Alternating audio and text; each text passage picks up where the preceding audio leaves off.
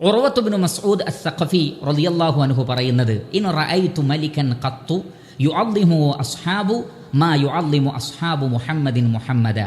മുഹമ്മദ് നബി സല്ലല്ലാഹു അലൈഹി വസല്ലമയുടെ സ്വഹാബികൾ നബിയെ ആദരിക്കുന്നത് പോലെ ഒരു രാജാവിനെയും മറ്റുള്ളവർ ആദരിക്കുകയോ ബഹുമാനിക്കുകയോ ചെയ്യുന്നത് ഞാൻ കണ്ടിട്ടില്ല. അബൂ സുഫിയാൻ റളിയല്ലാഹു അൻഹു പറയുന്നത്, മാ റഅയ്തു മിനൻ നാസി അഹദൻ യുഹിബ്ബു അഹദൻ കഹുബ്ബി അസ്ഹാബി മുഹമ്മദിൻ മുഹമ്മദ. മുഹമ്മദ് നബിയുടെ സഹാബികൾ നബിയെ സ്നേഹിക്കുന്നത് പോലെ വേറെ ഒരാളും മറ്റൊരാളെ സ്നേഹിക്കുന്നത് ഞാൻ കണ്ടിട്ടില്ല. അപ്പോൾ അത്രമാത്രം നബിയെ ആദരിക്കുകയും ബഹുമാനിക്കുകയും സ്നേഹിക്കുകയും ചെയ്തവരാണ് സ്വഹാബികൾ. ആ സ്വഹാബികൾ ആരും തന്നെ നബി സല്ലല്ലാഹു അലൈഹി വസല്ലമയുടെ ജന്മദിനം ആഘോഷിച്ചിട്ടില്ല.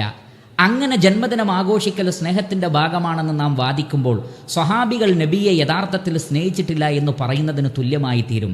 അതുകൊണ്ട് ജന്മദിനം ആഘോഷം എന്ന ഏർപ്പാട് പുത്തനാചാരമാണ്. നാം അത് ഉപേക്ഷിക്കേണ്ടതാകുന്നു. അള്ളാഹു അനുഗ്രഹിക്കട്ടെ.